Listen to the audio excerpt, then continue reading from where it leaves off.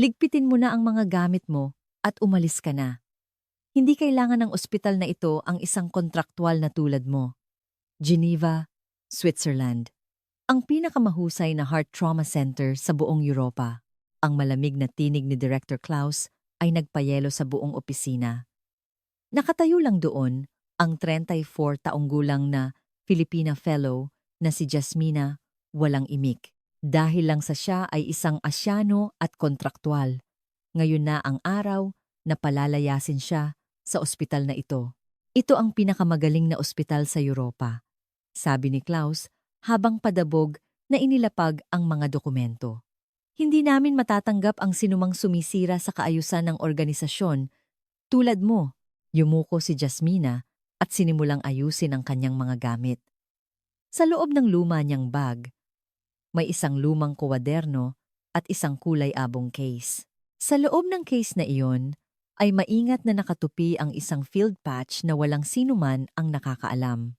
Kasalukuyan niyang itinutulak ang revolving door para lumabas nang biglang umalingaw-ngaw ang isang malakas na ugong mula sa kalangitan. Yumanig ang mga salamin ng ospital at sabay-sabay na napatingala ang mga tao sa lobby. 3 military helicopter ang sabay-sabay na lumalapag sa rooftop at helipad ng ospital.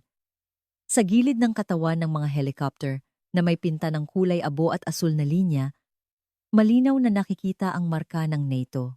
Ilang sandali pa, biglang bumukas ang automatic door ng lobby. Pumasok ang isang pulutong ng mga sundalong nakaunipormeng kulay abo.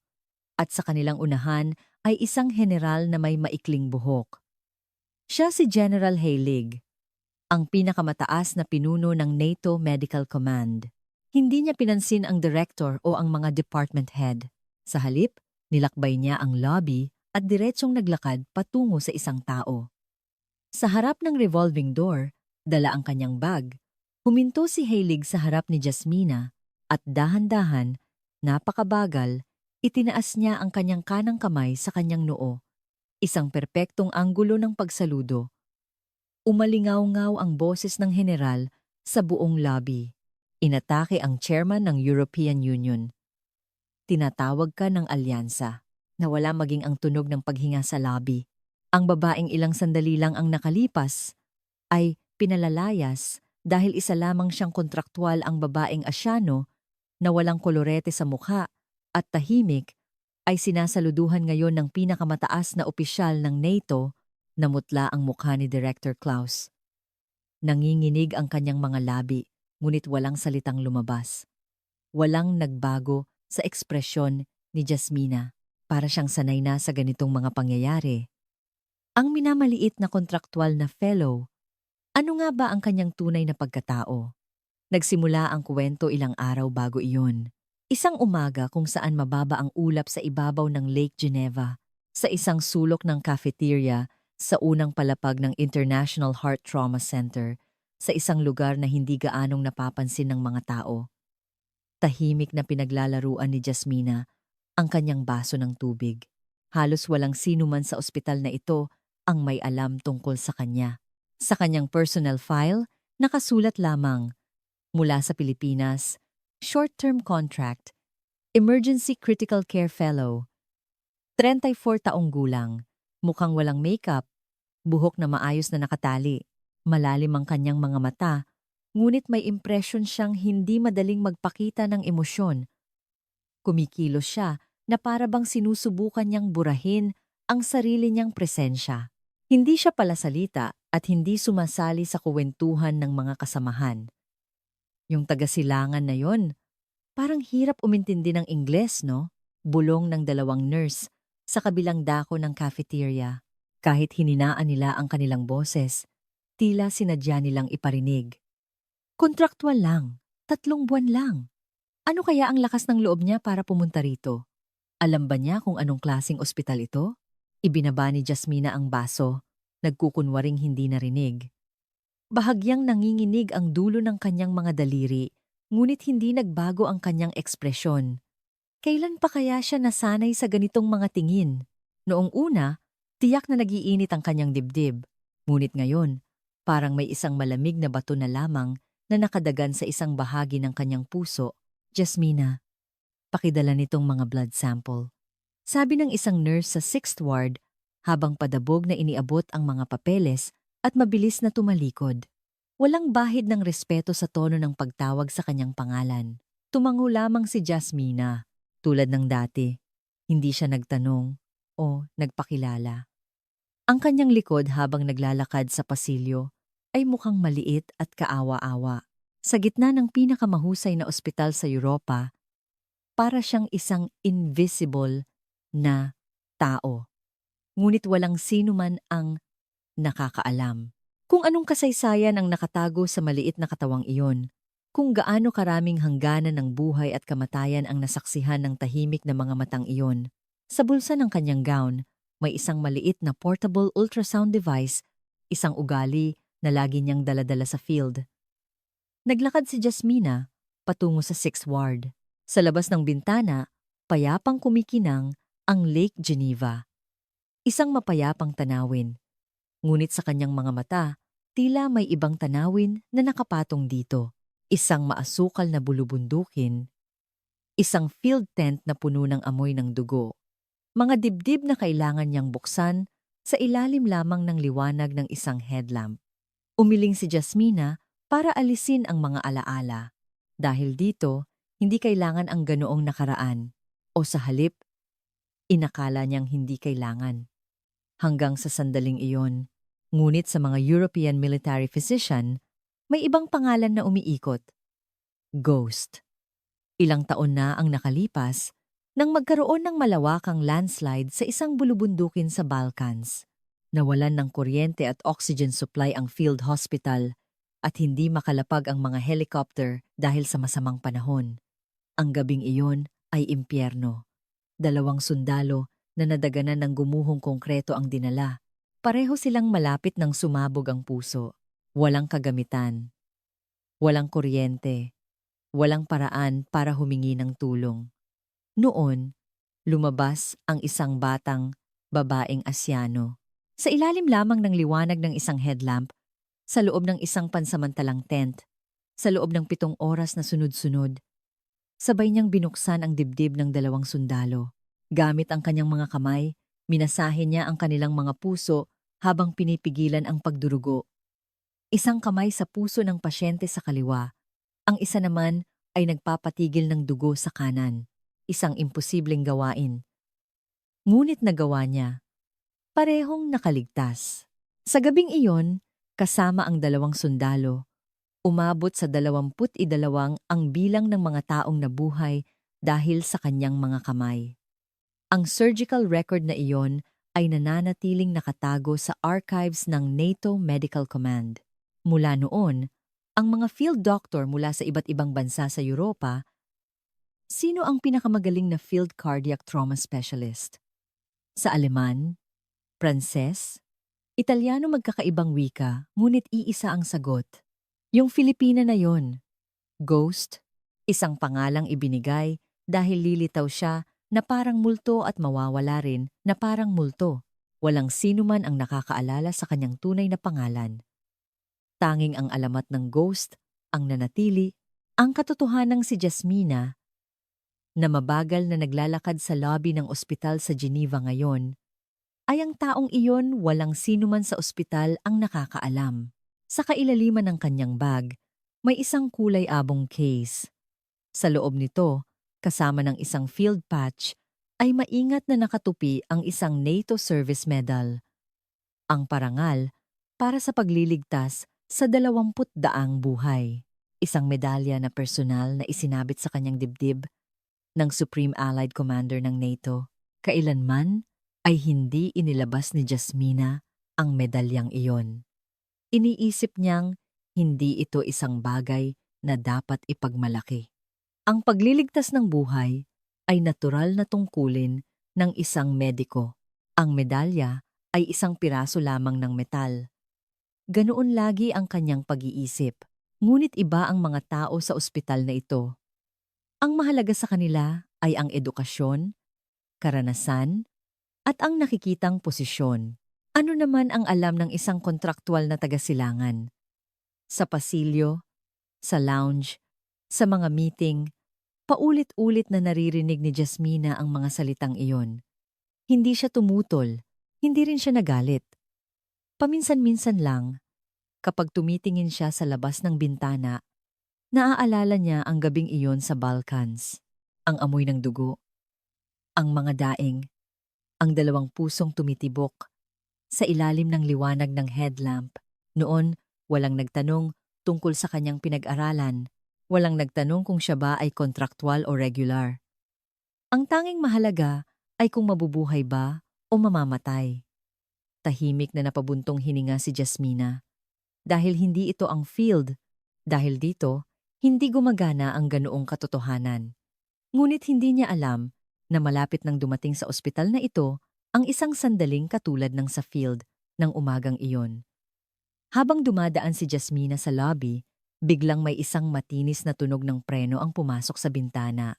Sinundan ito ng isang mapurol na tunog ng pagyupi ng metal na yumanig sa buong ospital. Bang!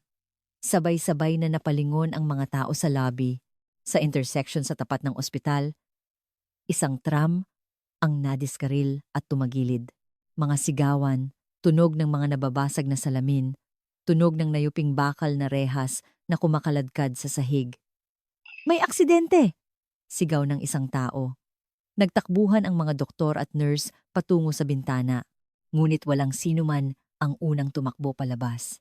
Emergency command system, pagtawag sa person in charge, official protocol, maraming salita ang tila humaharang sa kanilang isipan. Kailangan muna nating tumawag sa 911. Sino ang namamahala? Nasaan si Dr. Chairman? Pwede ba tayong lumabas? Lumalakas lang ang bulungan. Walang kumikilos. Hindi nag-atubili si Jasmina. Inilabas niya ang portable ultrasound device mula sa bulsa ng kanyang gown. Isang lumang aparato na kasinlaki ng palad. Ang aparatong ginamit niya ng daan-daang beses sa field. Mabilis na naglakad si Jasmina patungo sa wasak na tram. May sumigaw sa likuran niya, "Saan ka pupunta?" Ngunit hindi siya lumingon. Ang lugar ng aksidente ay naging isang magulong eksena sa isang iglap. May mga umiiyak, may mga kumukuha ng video gamit ang kanilang telepono, may mga paulit-ulit na sumisigaw ng ambulansya. Tumama sa kanyang ilong ang amoy ng dugo, kumikinang sa sikat ng araw ang mga basag na salamin. Mabilis na sinuri ni Jasmina ang mga nakahandusay na tao, isang lalaking may pilipit na binti, isang batang may duguan sa noo, isang babaeng may punit sa balikat. Sa unang tingin, ang babaeng may punit sa balikat ang mukhang pinakamalala. Nakatuon doon ang tingin ng mga tao. Unahin ang babaeng ito. Sobrang dami ng dugo. Kumuha kayo ng tuwalya. Kailangan nating pigilan ang pagdurugo. Ngunit ang tingin ni Jasmina ay nakapako sa ibang lugar. Isang lalaking nasa katanghaliang gulang na tahimik na nakahiga. Halos walang dugo at hindi gaanong punit ang kanyang damit. Ngunit ang kanyang mga labi ay maningasul. Hindi regular ang kanyang paghinga. Lumuhod si Jasmina at idinikit ang kanyang tainga sa dibdib nito, kahit walang stethoscope. Naramdaman niya ang malamig na aspalto sa kanyang mga tuhod, ngunit hindi niya ito pinansin. Kakaiba ang ugong ng tibok ng puso. May mali. Ginamit ni Jasmina ang kanyang palad para bahagyang diinan ang tiyan ng lalaki. Matigas. Sobrang tigas. Agad niyang idinikit ang ultrasound probe sa tagiliran ng lalaki. Isang itim at puting imahe ang lumitaw sa maliit na screen at nanliit ang kanyang mga mata. Isang itim na anino ang dahan-dahang namumuo. Isang madilim na anino ang kumakalat sa paligid ng atay. Isang intern na sumunod sa kanya ang napasinghap. Dugo yan, maikling sagot ni Jasmina. Internal bleeding. Kailangan siyang dalhin agad sa operating room. Huling dumating ang team leader ng paramedics. Gulat ang kanyang mukha habang tinitingnan ang paligid. Ano? Ang taong ito? Wala namang sugat sa labas. Itinuro niya ang babaeng may punit sa balikat. Mas mukhang kritikal ang pasyenteng yan. Tingnan niyo ang dami ng dugo. Lumingon si Jasmina at diretsong tiningnan ito. Mababa ang kanyang boses, ngunit walang pag-aalinlangan. Kahit mukhang maayos sa labas, kung may dugo sa loob, mas mabilis siyang mamamatay. Nanigas ang ekspresyon ng team leader. Ipinakita sa kanya ni Jasmina ang screen. Lumalawak ang itim na anino. Sa sandaling ito, patuloy na namumuo ang dugo sa kanyang tiyan, sabi ni Jasmina. Kung hindi siya mailalagay sa operating table sa loob ng 30 minuto, mamamatay ang taong ito. Nag-alinlangan ang mga mata ng team leader. Pinagpalit-palit niya ang tingin sa screen at sa pasyente. Pagkaraan ng ilang sandali, nagdesisyon siya. Sige, unahin ang taong ito. Kumuha kayo ng stretcher. Nagsimulang kumilos ang mga paramedic. Ang ibang mga biktima ay maaaring maghintay sa pamamagitan ng pagpapatigil ng dugo at pag-immobilize sa lugar. Tiniyak ni Jasmina na naisakay ang lalaki sa stretcher bago tahimik na tumayo. Ipinagpag niya ang buhangin sa kanyang tuhod at naglakad para tingnan ang ibang mga pasyente. Wala siyang sinabi. Hindi nagmayabang, para bang walang nangyari. Makalipas ang ilang oras, natuklasan sa operating room na halos pahalang ang pagkagupit sa atay ng lalaki. Kung naantala pa ng 5 minuto, namatay na sana siya dahil sa sobrang pagdurugo. Sa general meeting, nagtanong ang head ng surgery, sino ang unang pumili sa pasyenteng ito? Isang intern ang mahinang sumagot. Yung Filipina na fellow po. Jasmina yata ang pangalan. Tumango ang head ng surgery. Sinwerte siya. Iyon lang. Hindi gaanong pinag-usapan ang pangyayari.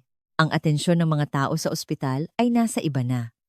Ang mahalagang surgery briefing sa hapon, ang plano para sa operasyon sa puso ng isang mataas na opisyal ng European Union. Nasa isang sulok ng lounge si Jasmina, mag-isang umiinom ng kape, paulit-ulit sa kanyang isipan ang eksena kanina. Nabuhay ang lalaki. Sapat na iyon. Kahit walang nakakaalam, kahit walang pumupuri. Tiningnan niya ang kanyang palad. Tila nararamdaman pa rin niya ang gaspang ng aspalto. Tahimik. Nang umiti si Jasmina, isang napakaliit na ngiti na walang sinumang makakapansin. Ngunit hindi niya alam na sa meeting na magsisimula, ang kanyang mapayapang araw-araw ay magkakagutay-gutay. Hapon na iyon, 2:00. Ang auditorium ng ospital ay may solemne na kapaligiran. Si Laurent, ang chairman ng EU Committee for Defense and Disaster Response, ay nakatakdang sumailalim sa isang komplikadong operasyon sa puso sa ospital na ito. Puno ng mga doktor at nurse ang auditorium. Sa likuran, nakaupo rin si Director Klaus at ang administrative team. Sa entablado ay nakatayo ang bituin ng ospital, si Dr. Ella, isang propesor sa cardiac surgery. Maayos na nakapusod ang kanyang blonde na buhok, 45 taong gulang. Nagtapos sa Harvard Medical School, pinakabatang board member ng European Society of Cardiology, isang taong sikat dahil sa maraming research paper at panayam. Ang function ng kaliwang ventricle ni Chairman Laurent ay seryosong humina. Umalingaw ang boses ni Ella sa auditorium. Puno ng kumpiyansa ang kanyang tono. Plano kong mag-implant ng bagong artificial left ventricular assist device at isang artificial valve ng sabay. Isang 3-dimensional na modelo ng puso at mga imahe ng coronary artery ang lumitaw sa malaking screen. Ginamit ni Ella ang isang laser pointer para ituro ang puso habang mahusay na nagpapaliwanag. Ang approach na ito ay ang paraan na pinag-aralan ko sa loob ng 5 taon. Ngumiti siya. Nasuri na ito ng European Society of Cardiology. At ang success rate ay 94%. May mga tumatango sa iba't ibang bahagi ng auditorium. May mga nagsusulat, may mga humahanga. Ang paliwanag ni Ella ay tila perpekto. Walang sino man ang tumutol. Habang papalitan na ang huling slide, isang kamay ang tahimik na itinaas sa likuran ng auditorium. Si Jasmina iyon. Sabay-sabay na lumingon ang maraming mata. Ang maliit na Filipina na kontraktual na fellow. Karaniwan siyang hindi nagsasalita sa mga meeting. Kumalat ang bulungan. Sino yan? Yung kontraktual na Filipina. Ano naman ang alam niyan? Para magtaas ng kamay? Pilit na ngumiti si Ella at nagsalita. Yes, Jasmina, may bahid ng inis sa kanyang tono. Tila sinasabing, bilisan mo na. Tumayo si Jasmina mula sa kanyang upuan. Hindi malakas ang kanyang boses, ngunit malinaw. Maaari po ba akong magtanong? Natahimik ang auditorium. Lahat ng mata ay nakatuon kay Jasmina. Itinuro niya ang screen. Dito po! Itinuro ni Jasmina ang isang bahagi sa screen. Isang bahagi sa likod ng kaliwang pader ng ventricle kung saan may isang malabong anino. Nakikita niyo po ba ang bahaging ito? Dito, ang ugat ay umiikot bago dumaan. Nagkaroon ng bulungan sa auditorium. Mahinahong nagpatuloy si Jasmina. Sa anggulong plano ninyong ipasok ang device, malaki ang posibilidad na unang mapunit ang manipis na pader na ito kapag nagsimulang umandar ang pump. Biglang nagyelo ang auditorium. Nawala ang ngiti ni Ella, naging malamig ang kanyang mga mata. Ano ang basehan mo? Tanong ni Ella. Nabasa mo na ba ang mga research paper ko? Hindi natinag si Jasmina. Maraming beses na po akong nakakita ng parehong rupture sa field. Sa war zone, sa field surgery, pero hindi gaanong naiiba ang istruktura. Sa sinabi niyang iyon, may isang taong mahinang tumawa. War zone, field surgery. Lumakas ang bulungan. Mga boses na may halong pangiinsulto ang pumuno sa auditorium. Lumapit si Ella. Matalas ang kanyang boses. Nirerespeto ko ang iyong karanasan sa war zone, sabi niya. Ngunit walang bakas ng respeto sa kanyang tono.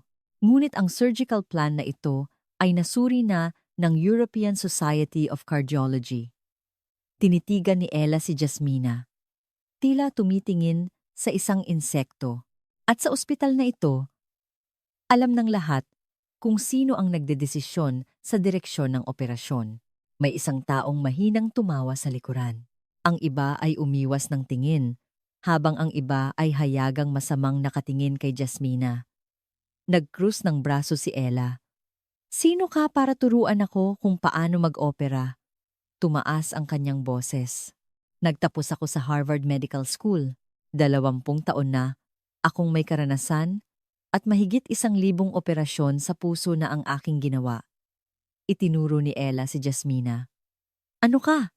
Isang kontraktual na fellow, 3 buwan lang. Natahimik ang auditorium. Walang sino man ang kumampi kay Jasmina. Si Director Klaus ay nakakrus ang braso at nanonood lamang. Ang ibang mga doktor ay umiiwas ng tingin o kaya'y ngumingisi kay Jasmina. Tiningnan ni Jasmina ang buong auditorium. Wala siyang kakampi, tahimik siyang nagsalita. Sinabi ko lang po dahil mukhang mapanganib para sa pasyente. Suminghal si Ella. Ako na ang mag-aalala diyan. Manatili ka na lang sa lugar mo. Isinenyas niya kay Jasmina na umupo. Tapos na ang meeting. Maghanda na kayo. Dahan-dahang umupo si Jasmina. Nanginginig ang kanyang mga kamay, ngunit hindi nagbago ang kanyang ekspresyon. May mainit na bagay na umaakyat sa kanyang dibdib. Ngunit nilunok niya ito. Isa sa mga natutunan niya sa field. Ang emosyon ay nagpapalabo ng paghatol. Kailangan mong maging malamig para makapagligtas. Tahimik na ipinikit ni Jasmina ang kanyang mga mata. Kung magkamali ang operasyong iyon, mamamatay ang pasyente, ngunit walang nakikinig. Wala siyang magawa. Sa ospital na ito, ang salita ng isang kontraktual na fellow ay walang bigat. Pagkatapos ng meeting, nagsilabasan na ang mga tao. Naiwan si Jasmina hanggang sa huli, mag-isa sa walang laman na auditorium. Nakadisplay pa rin sa screen ang imahe ng puso. Matagal na tinitigan ni Jasmina ang imahe. Ang manipis na pader na iyon ay bumabagabag sa kanya. Sana mali ako, bulong niya. Ngunit alam na ng kanyang mga mata na hindi siya nagkakamali. Hindi pa lumilipas ang 1 oras mula nang matapos ang meeting, nakatayo si Jasmina sa opisina ni Director Klaus. Sa malaking bintana, payapang kumikinang ang Lake Geneva. Ang sikat ng araw sa hapon ay sumasayaw sa ibabaw ng tubig. Isang mapayapang tanawin. Ngunit ang hangin sa loob ay napakalamig. Nakaupo si Klaus sa isang malaking leather na upuan, nagbabasa ng ilang papel. Walang ekspresyon ang kanyang mukha. Tila gumagawa lamang ng isang hindi mahalagang gawaing administratibo. Naghintay si Jasmina sa may pinto. Hindi siya nagsalita. Pagkaraan ng ilang sandali, itinaas ni Klaus ang kanyang ulo. Jasmina! Pilit niyang pinanatili ang isang malumanay na tono. Ngunit sa likod ng lambot na iyon, may isang matalim na bagay na nakatago. Pagkatapos ng meeting kanina, naging curious ako kung sino ka talaga, kaya tiningnan ko pa ang mga talaan ng NATO. Inilapag ni Klaus ang mga papel. Malaki pala ang nagawa mo sa field, yung operasyon sa landslide sa Balkans. Mahina siyang tumawa. Pinag-uusapan pa rin daw iyon sa mga pagtitipon ng mga European military physician. Tinatawag ka raw nilang ghost? Hindi sumagot si Jasmina. Nakatingin lamang siya kay Klaus. Alam na niya kung ano ang sasabihin nito. Napabuntong hininga si Klaus. Ngunit dito, iyon mismo ang problema.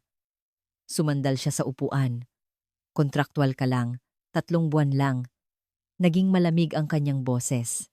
Pero hayagan mong kinuwestiyon ang isang star surgeon. Sinabi mong mali ang plano ng operasyon. Umiling si Klaus. Pagsira iyan sa organisasyon. Pagwawalang bahala sa hierarchy. Bahagyang nanginginig ang mga kamay ni Jasmina. Ngunit hindi siya nagsalita.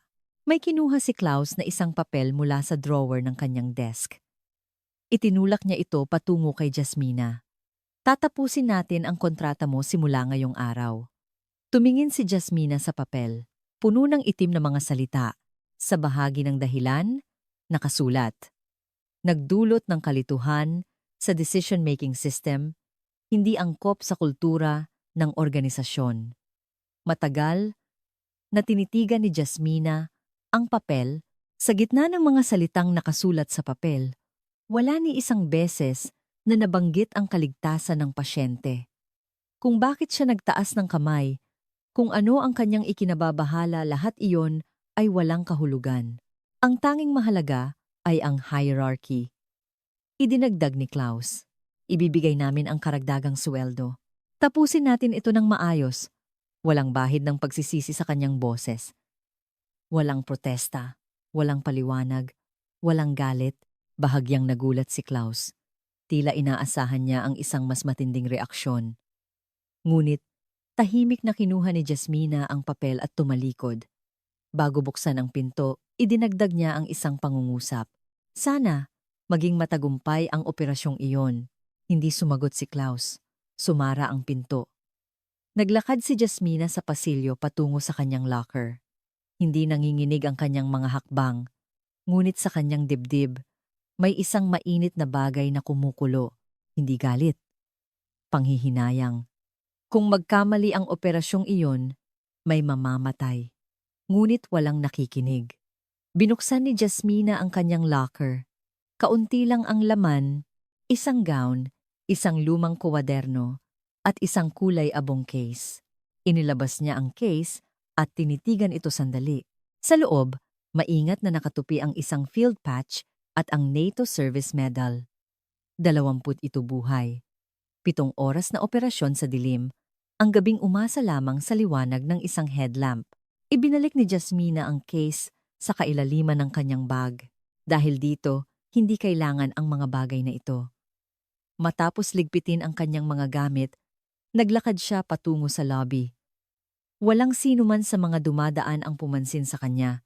Ang mga kasamahan niya hanggang kahapon. Ngunit hindi man lang sila nagkatinginan. Hindi ito pinansin ni Jasmina.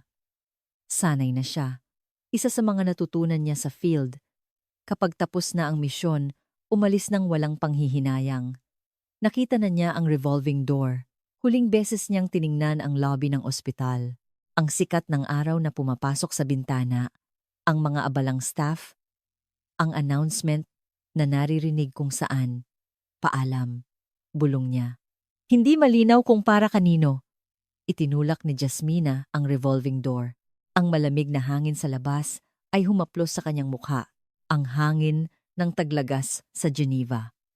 Huminga siya ng malalim. Saan ngayon? Saan ang susunod na field? Habang iniisip niya iyon, biglang may isang malakas na ugong na bumuhos mula sa kalangitan. Huminto si Jasmina at tumingala. Ang tunog na ito narinig na niya ito ng maraming beses sa baybayin ng Mediterranean, sa mga talampas ng Central Asia, sa mga lambak ng Balkans. Ang tunog ng sabay-sabay na paglapit ng maraming military helicopter. Nanliit ang kanyang mga mata. Nagsimulang tumibok ng mabilis ang kanyang puso. May nangyari. Ilang sandali pa, isang malakas na tunog ng rotor ang bumuhos mula sa rooftop ng ospital.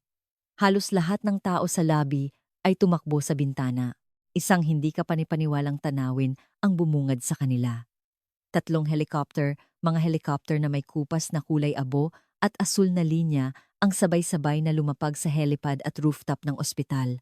Sa gilid ng mga ito, malinaw na nakikita ang marka ng NATO at mga dilaw na bituin. Ang hangin mula sa mga propeller ay nagpapagalaw sa mga dahon ng puno na parang nababaliw. Ang ugong ay halos makabasag tainga. Nagbulungan ang mga empleyado ng ospital. NATO? Bakit nandito ang NATO? May nangyari ba? May giyera ba? Ilang sandali pa, bumukas ng malakas ang automatic door ng lobby. Pumasok ang isang pulutong ng mga sundalong naka-unipormeng kulay abo at isang medical team. Mabilis at tumpak ang kanilang mga kilos. Mga kilos ng mga taong sanay. Sa kanilang unahan ay isang lalaking may maikling gupit na buhok. Si General Heilig, ang pinakamataas na pinuno ng NATO Medical Command. Seryoso ang kanyang mukha, matalas ang kanyang mga mata, at mabilis ang kanyang mga hakbang. Pagpasok ni Heilig sa lobby, agad niyang tiningnan ang paligid. Tila hindi niya napapansin ang director o ang mga department head. Huminto ang kanyang tingin sa isang lugar. Sa harap ng revolving door, isang maliit na babaeng Asyano na may dalang bag. Si Jasmina, diretsyong naglakad si Heilig patungo sa kanya. Mabilis na mga hakbang na tila tinataboy ang mga tao sa paligid. Nagmamadaling lumabas si Director Klaus. "General, maligayang pagdating," sabi niya habang iniaabot ang kanyang kamay at ngumingiti. "Ako po si Klaus, ang direktor ng ospital na ito. Ano po ang maipaglilingkod ko?" Ngunit hindi siya pinansin ni Heilig. Tila isang invisible na tao, nilampasan niya si Klaus. Nanigas ang ekspresyon ni Klaus. Ang kanyang inilahad na kamay ay nanatili sa ere. Isang insulto. Isang pampublikong pagwawalang bahala. Ngunit walang pakialam si Heilig. Isang tao lang ang nakikita niya. Huminto si Heilig sa harap ni Jasmina. At walang imik, itinaas niya ang kanyang kanang kamay sa kanyang noo. Isang perpektong anggulo ng pagsaludo. Ang pagsaludong paulit-ulit nilang ginawa sa field. Nagyelo ang buong lobby. Umalingaw-ngaw ang boses ng general. Tinatawag ka ng alyansa. Tumingin si Jasmina sa general. Walang bakas ng pagkagulat sa kanyang ekspresyon. Tila alam niyang darating ang sandaling ito. "Ano po ang nangyari?" tanong ni Jasmina. Mahinahon pa rin ang kanyang boses. Mabilis na nag-briefing si Heilig. Inatake si Chairman Laurent. Kasalukuyan siyang dinadala dito sa pamamagitan ng helicopter. Bumaba ang kanyang boses. Tusok na sugat sa dibdib. Posibleng pinsala sa pericardium. Ito ang pinakamalapit na pasilidad. Nanliit ang mga mata ni Jasmina. Ano ang kanyang kalagayan? Malubha, tumango si Heilig. "Kaya kailangan ka namin, Ghost." Nagsimulang magbulungan ang mga tao sa lobby. "Ghost? Sino yan? Ano ang sinasabi niya?" Lumapit si Ella. Namumutla ang kanyang mukha. "Sandali lang. Pasyente ko si Chairman Laurent." Tumaas ang kanyang boses. "Ako ang gumawa ng plano ng operasyon at ako ang naghanda." "Bakit bigla na lang?" Dahan-dahang lumingon si Heilig. Ang kanyang mga mata ay kasing lamig ng yelo. "Sino ka?" Natigilan si Ella. Ako si Professor Ella, mula sa cardiac surgery." "Ah, Mabilis na putol ni Heilig. Ang plano na iyon. Bago ang operasyon, humiling ng pagsusuri ang opisina ng chairman. Tumingin siya kay Jasmina. May nagturo daw na may problema sa pader ng kaliwang ventricle. Namutla ang mukha ni Ella. Nanginginig ang kanyang mga labi. Hindi nagbago ang ekspresyon ni Jasmina. Hindi siya nagsalita.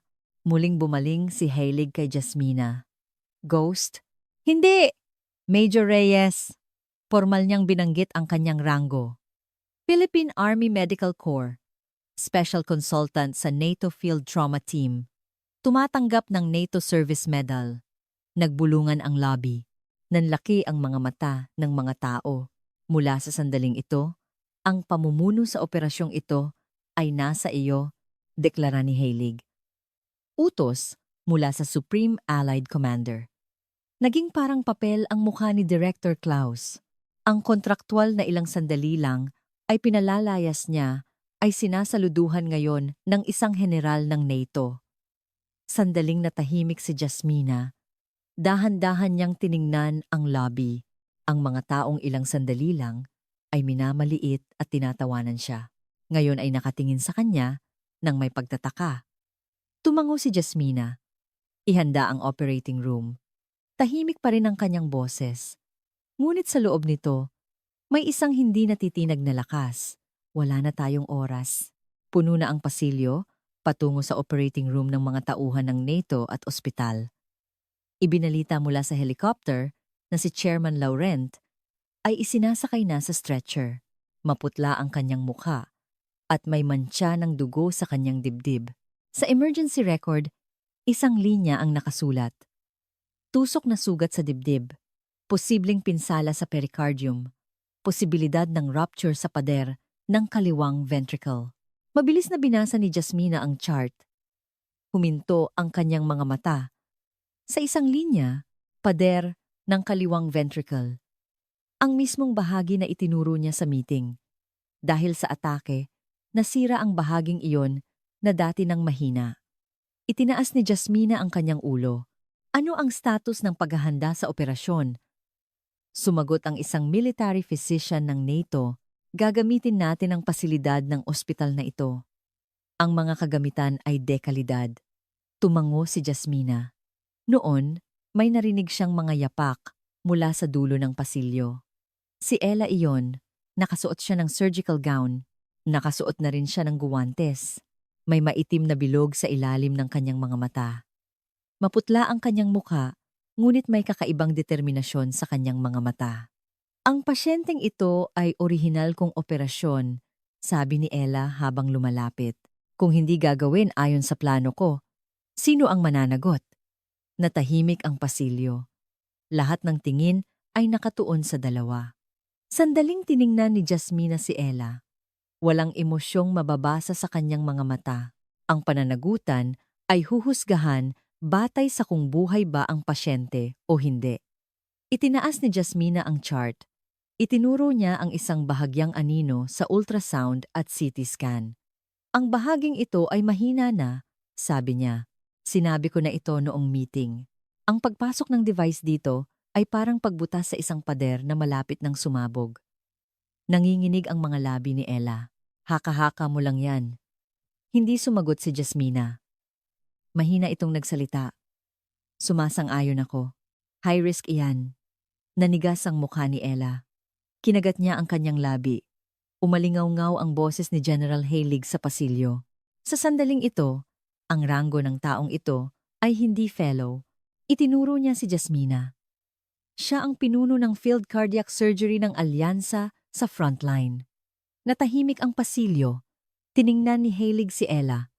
Ang kanyang mga mata ay kasing lamig ng yelo. Ang iyong plano ng operasyon, base sa pagsusuri, ay may mga natukoy na panganib sa kasalukuyang sitwasyon. Lalong hindi ito maaaring gamitin.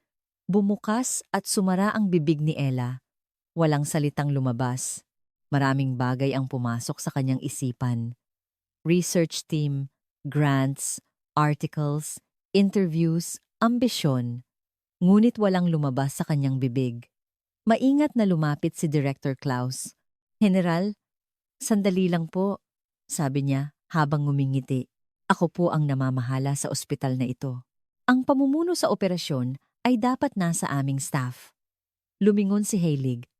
Direktor, mababa, ngunit nakakatakot ang kanyang boses. Hindi ba't ilang sandali lang ay sinusubukan mong tanggalin ang taong ito? Nanigas ang mukha ni Klaus. Iyon ay isang isyu sa pamamahala ng organisasyon. Ang buhay ng chairman ng European Union ang nakataya sa operasyong ito. Lumapit si Heilig. Pamamahala ng organisasyon? Hierarchy? Suminghal siya. Sa sitwasyong ito, iyan ba ang mahalaga? Natahimik si Klaus. Wala na siyang masabi.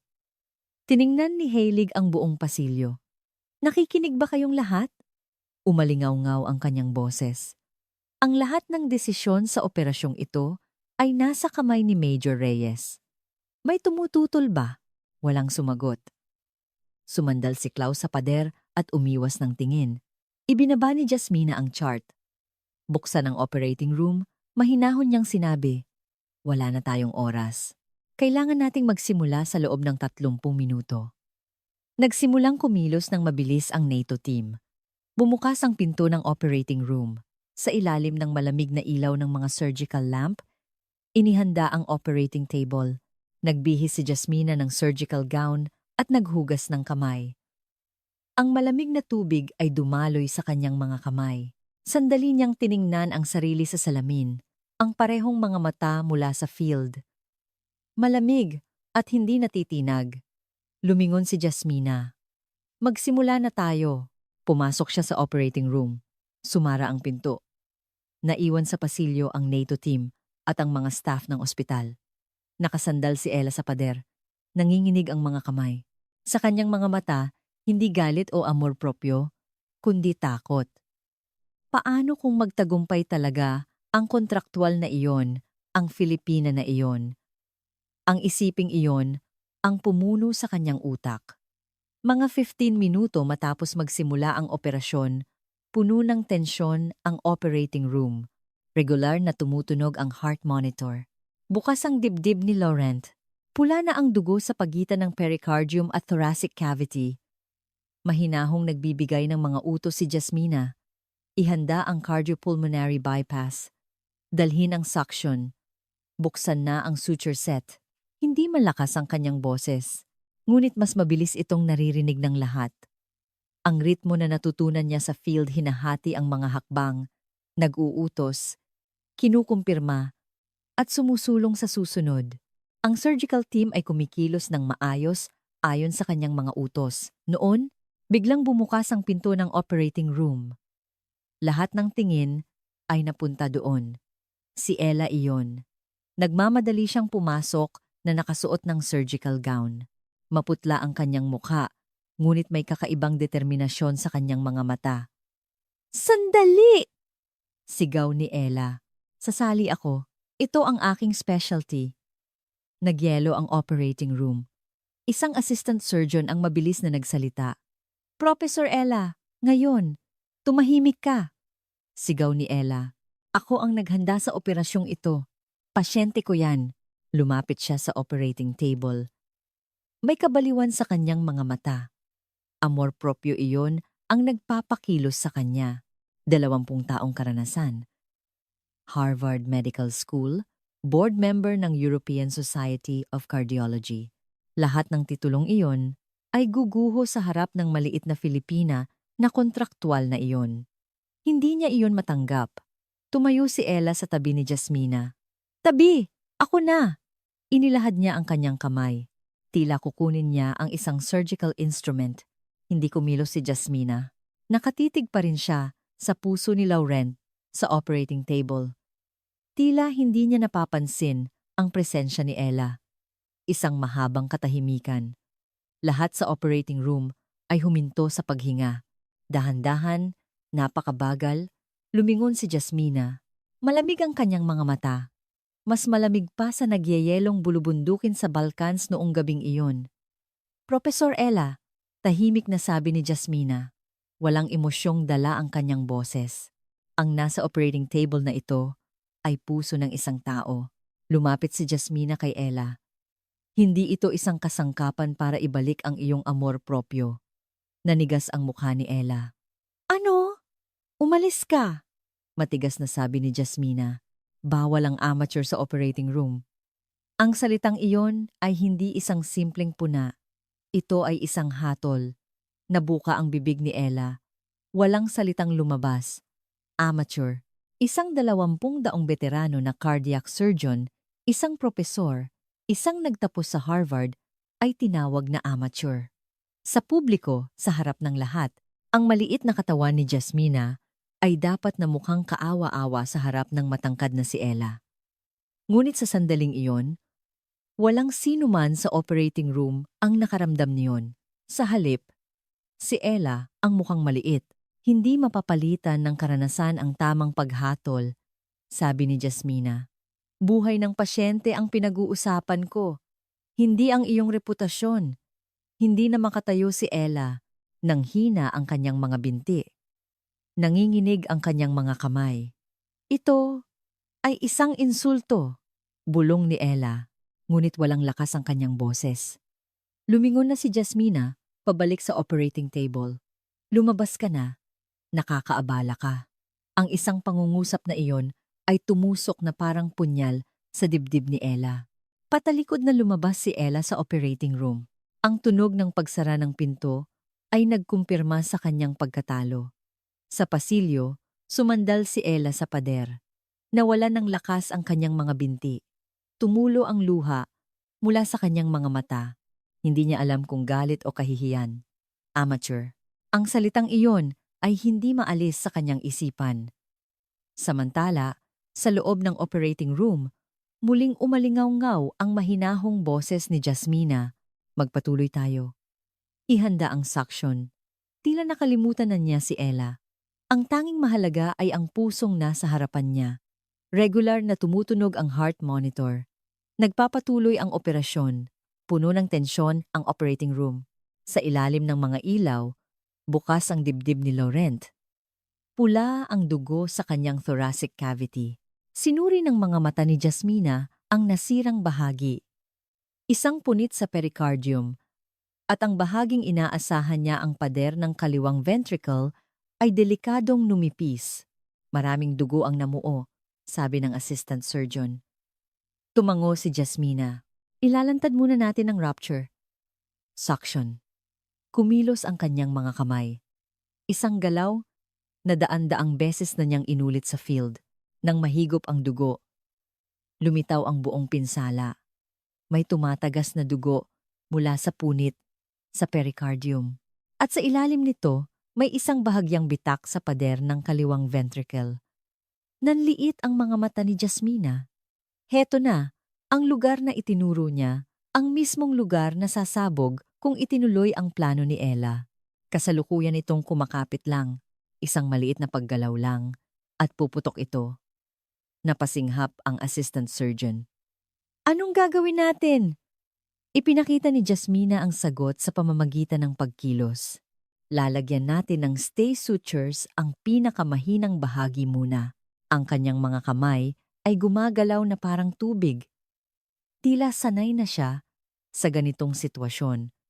At totoo iyon, sa dilim ng Balkans, sa alikabok ng Central Asia, sa mga guho ng pambobomba, sa baybayin ng Mediterranean, nag-opera siya sa mas masahol na mga kondisyon. Ikonekta ang cardiopulmonary bypass, sabi ni Jasmina. Nagsimulang gumana ang makina na papalit sa trabaho ng puso. Ngayon, maaari na nilang itigil ang puso at ayusin ito. Maingat na kumilos ang mga kamay ni Jasmina. Iniiwasang galawin ang manipis na pader habang pinipigilan ang tumatagas na dugo. Lumipas ang ilang oras. Sa operating room, tanging ang tunog ng heart monitor at ang maiikling utos ni Jasmina ang paulit-ulit. Hawakan mo ito. Suction. Suture. Ang kanyang boses ay laging mahinahon. Tila ginagawa lang niya ang isang pang-araw-araw na gawain.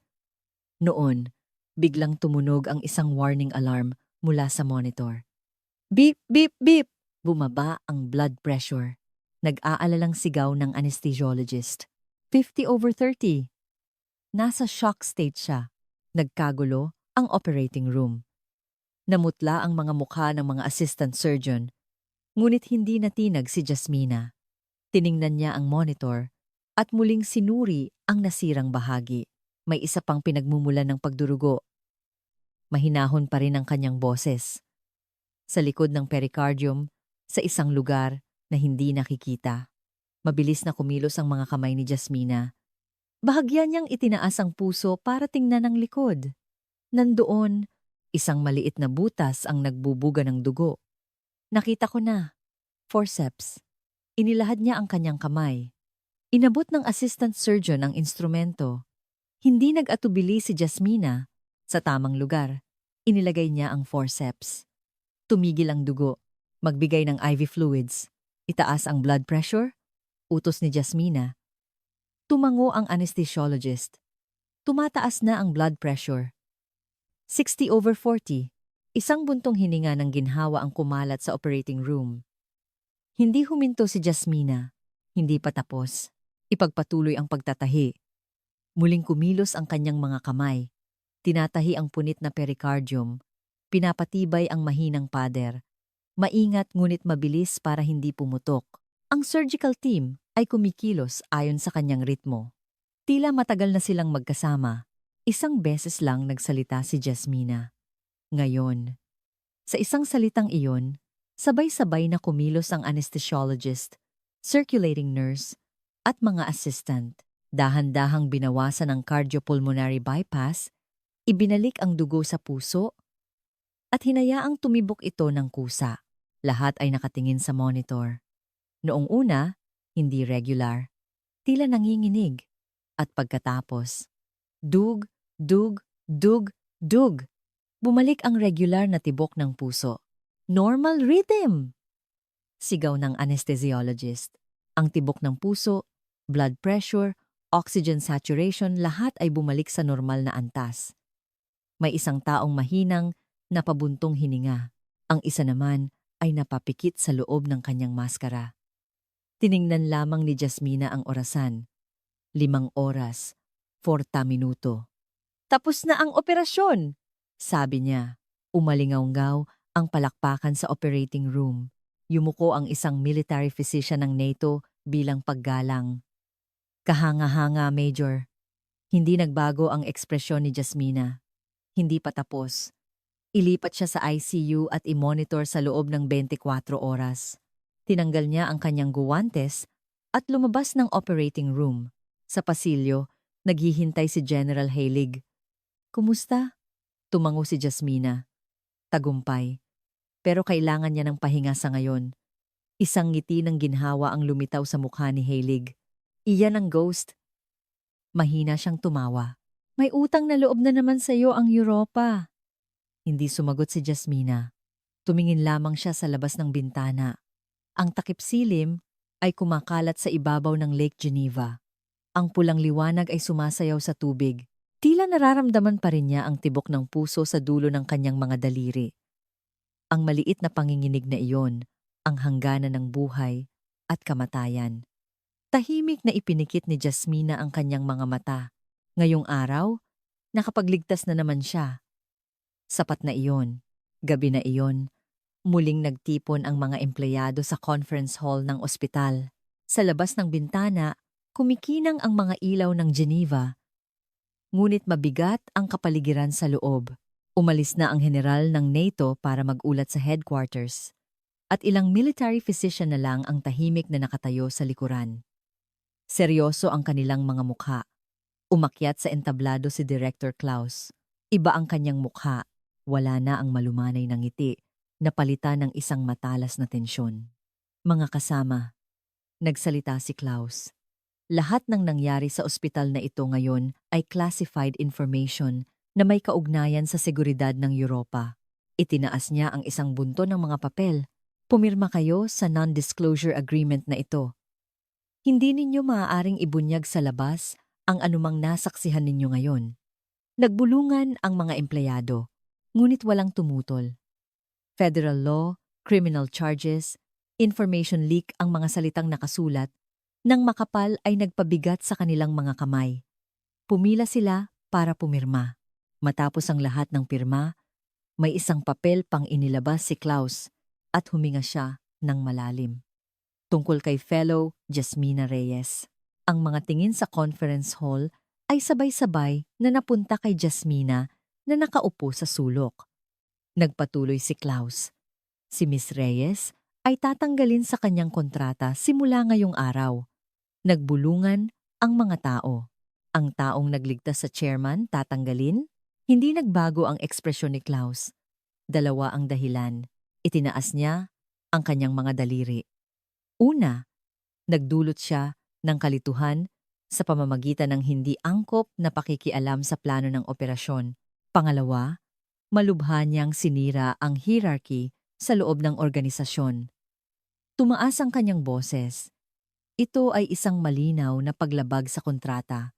Sa likuran, isang bagong nurse na nagngangalang Lara ang biglang tumayo. Nanginginig ang kanyang boses. Dahil sa kanya, nabuhay ang chairman. Itinaas ni Klaus ang kanyang kamay patungo kay Lara. Pinag-uusapan natin ngayon ang sistema, hindi emosyon. Naging malamig ang kanyang mga mata. Umupo ka. Kinagat ni Lara ang kanyang labi at umupo. May luha sa kanyang mga mata. Nandoon pa rin ang maitim na bilog sa ilalim ng kanyang mga mata, ngunit matalas na kumikinang ang kanyang mga mata.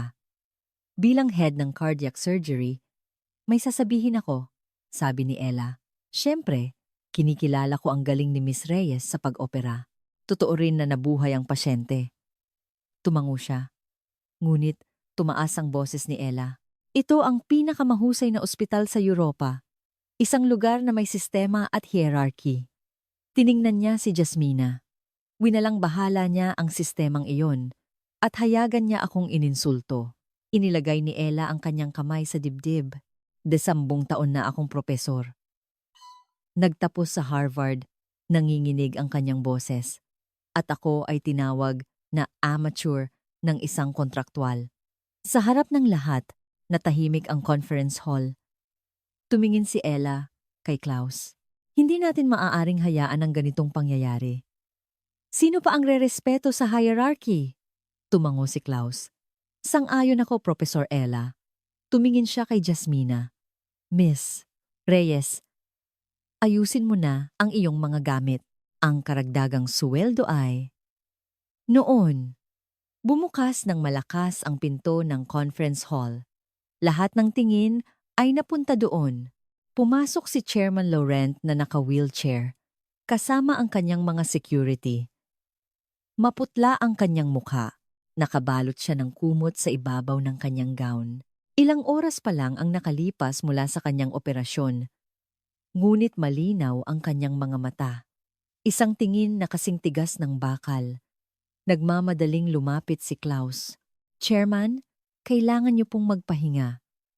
Kung ang sistemang iyan ay nagpapalayas sa taong nagligtas ng aking buhay, marahil kailangan nating pag-isipang muli. Nagyelo ang conference hall. Tila tumagos ang tingin ni Laurent kay Klaus. Narinig ko. Bumaba ang kanyang boses. Nakatanggap na ako ng ulat mula sa aking staff kung ano ang nangyari ngayon. Dahan-dahang itinulak ni Laurent ang wheelchair. Sinabi ni Major Reyes na may panganib bago pa ang operasyon, hindi ba? Pero walang nakinig. Namutla ang mukha ni Klaus.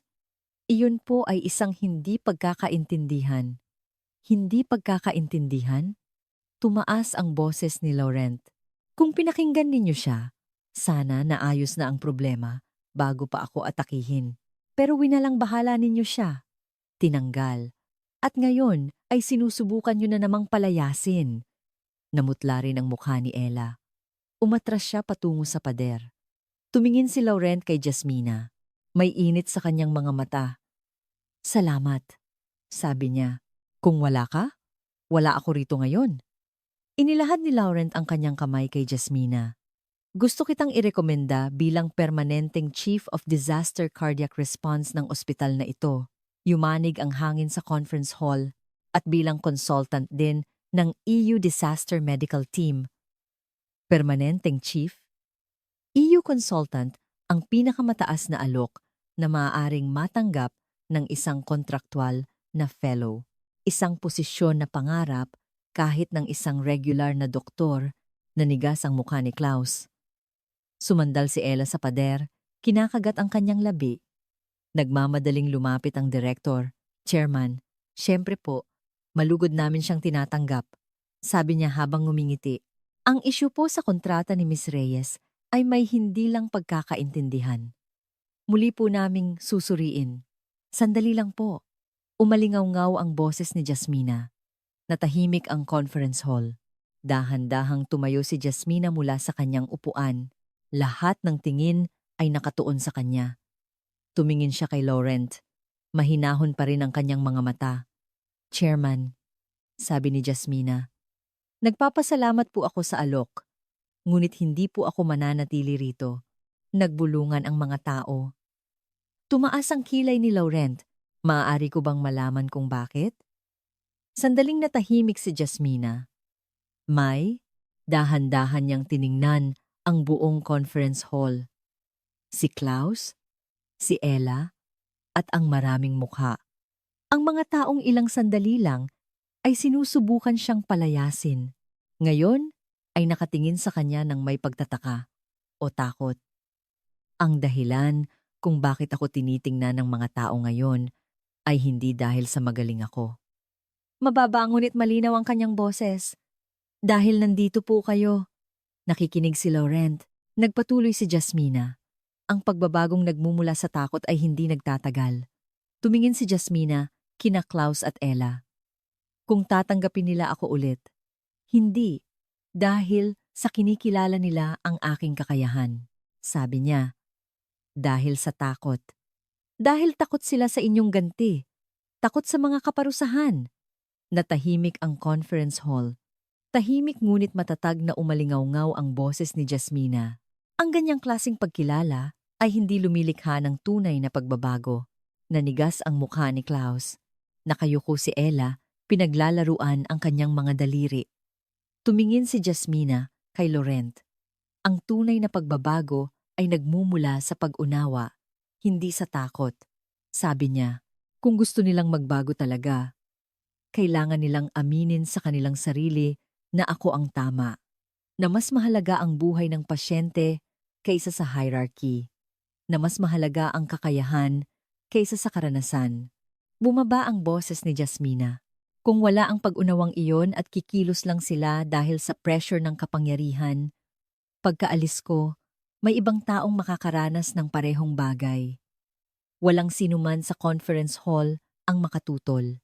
Matagal siyang tinitigan ni Laurent. At tahimik siyang ngumiti, tulad ng inaasahan. Sabi niya, karapat-dapat kang tawaging pinakamagaling sa field. Lumingon si Laurent kay Klaus. Narinig mo? Naging matigas ang kanyang boses. Ito ang salita ng isang tunay na mediko. Isang taong inuuna ang buhay kaysa sa hierarchy. Hindi makatingin si Klaus. Tumalikod si Ella patungo sa pader. Tahimik na kinuha ni Jasmina ang kanyang bag. Habang papalabas siya, may narinig siyang mga yapak sa likuran. Si Lara iyon. Ate, tumakbo si Lara at hinarangan si Jasmina. May luha sa kanyang mga mata. Talaga po bang aalis na kayo? Marahang inakbayan ni Jasmina si Lara. Oo, Lara, pero wag kang malungkot. Ngumiti si Jasmina. Hindi ito katapusan, kundi isang bagong simula. Pinunasan ni Lara ang kanyang mga luha. Ang galing niyo po. Paano po kayo naging ganyan katatag? Umiling si Jasmina. Hindi ako matatag, Lara. Sabi niya. Ginawa ko lang kung ano ang pinaniniwalaan kong tama. Sapat na iyon. Hinawakan ni Jasmina ang kamay ni Lara. Ipangako mo, sabi niya. Laging uunahin ang pasyente at kikilos ayon sa iyong konsensya. Iyan ang tunay na mediko. Tumango si Lara. Tumulo ang kanyang mga luha. Pangako po, ate. Hinaplos ni Jasmina ang buhok ni Lara at binuksan ang pinto ng conference hall. Bago lumabas, huli siyang lumingon. Mga kasama, sabi ni Jasmina. Sana maging isang ospital kayo na inuuna ang pasyente. Iyon lang. Sumara ang pinto. Isang mabigat na katahimikan ang naiwan sa conference hall. Sa rooftop helipad ng ospital, isang helicopter na naman ang naghihintay. Kumikinang ang mga bituin sa kalangitan. Ang liwanag ng buwan ay payapang kumakalat sa ibabaw ng Lake Geneva. Sa ilalim ng rotor, naghihintay si General Heilig kay Jasmina. Tiningnan niya si Jasmina. Napagdesisyonan mo na ba ang susunod mong destinasyon? Ang Lake Geneva, ang mga maayos na kalsada, ang mga kumikislap na ilaw sa malayo, isang mapayapang tanawin. Hindi pa po, maikli niyang sagot. Pupunta ako kung saan may tawag. Tulad ng dati. Tumango si Heilig. Bihira ang mga taong tulad mo, Major Reyes.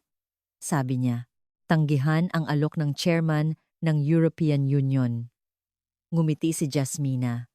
Isang napakaliit at malabong ngiti. Ginawa ko lang po ang dapat kong gawin. Tumawa si Heilig. Sa mga talaan ng alyansa, isusulat ko ang nangyari ngayon ng ganito, sabi niya. Ang pinakamahusay na field cardiac trauma specialist. Muling gumawa ng himala. Sa halip na sumagot, naglakad si Jasmina patungo sa helicopter. Hinangin ang kanyang buhok. Dahan-dahang umikot ang propeller habang nakahawak si Jasmina sa pinto ng helicopter.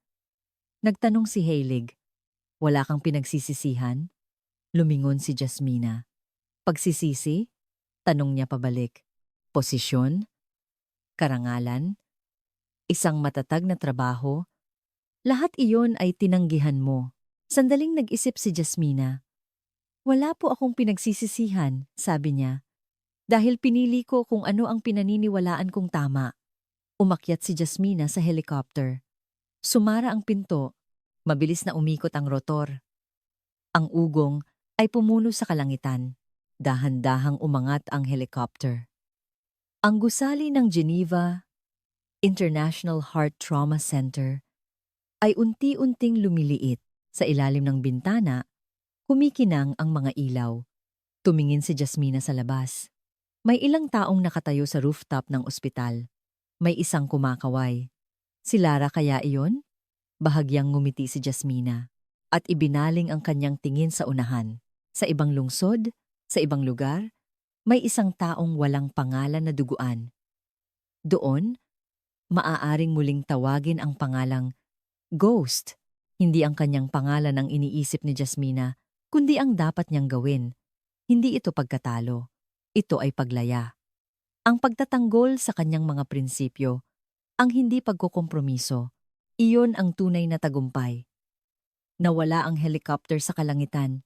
Sa ospital sa Geneva, ilang linya ng talaan na nagpapaliwanag sa araw na iyon at isang maikling tsismis tungkol sa isang Filipina na fellow ang naiwan. Ngunit may mga taong nakakaalala sa kanya. Araw-araw, naaalala ni Lara ang mga sinabi ni Jasmina. Laging unahin ang pasyente. Ang mga military physician ng NATO ay iisa pa rin ang sagot sa iisang tanong. Sino ang pinakamagaling sa field? Yung Filipina na iyon. Si Ghost. At si Chairman Laurent, sa kanyang unang talumpati matapos gumaling, ay nagsabi, ang isang tunay na mediko ay hinuhusgahan hindi sa posisyon, kundi sa buhay na iniligtas. Ang mga nakarinig niyon ay marahil naaalala ang isang maliit na babaeng Asyano, mukhang walang kolorete, mahinahong mga mata, hindi nanginginig na mga kamay. Ghost. Isang babaeng lilitaw na parang multo at mawawala rin na parang multo. Ngunit sa mga lugar na kanyang pinagdaanan, mga buhay na nailigtas ang nananatili. Nawala ang helicopter sa abot tanaw. Ang pulang ilaw nito ay unti-unting lumiliit sa kalangitan. At sa isang lugar, may isa na namang duguan.